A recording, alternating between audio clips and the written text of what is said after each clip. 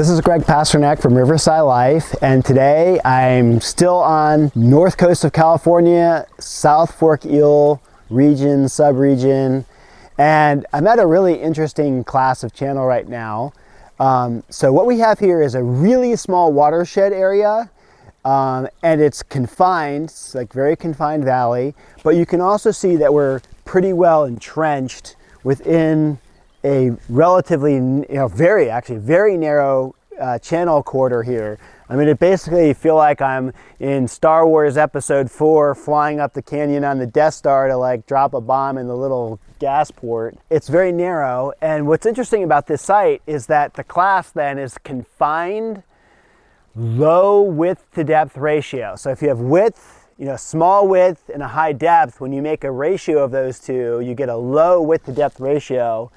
In other words, as you fill this up to a level that is filling the banks in here, the active banks, then it's relatively deep and the width doesn't ever expand. As the water rises in here, it's stuck by these entrenched walls on the side here. This has a very low width to depth ratio. Now for this class in the name, for the South Fork Eel region classification, it's confined, low width to depth ratio, and then the other part of it is whether the bed is undulating, like the bed and width are undulating. This site has among the lowest width variability of any site in the state that we've monitored. It has, as you look upstream, because of this entrenchment and the uniformity of it. I mean, we've seen plenty of sites that are entrenched but still have a fair amount of width variability. This site does not.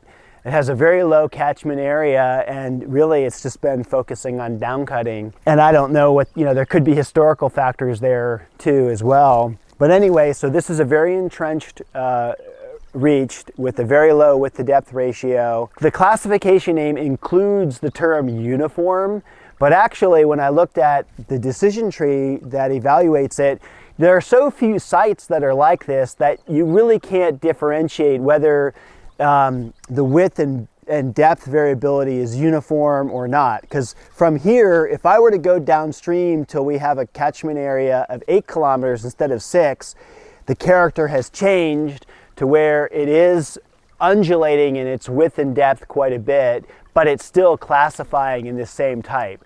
So I think for this class, what really matters is the low width to depth ratio value. Like that is the first thing, and this width to depth ratio here is I think like 6 or less, like 5.5.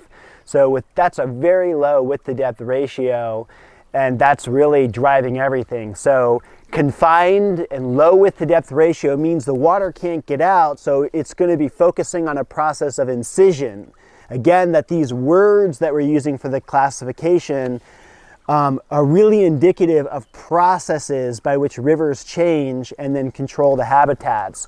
So confinement together with a low width to depth ratio drives entrenchment, as you see here.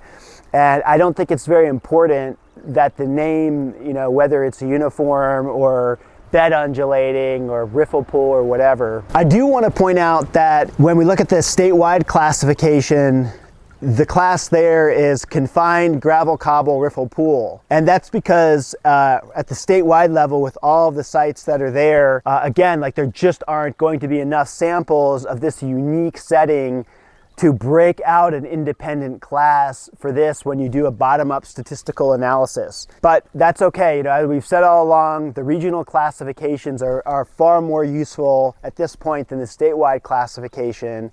And it's really cool that we've been able to represent this kind of channel. And there's actually quite a few of these within the region to really to make it. But the key is that low width to depth ratio. So again, confined, low width to depth ratio channel.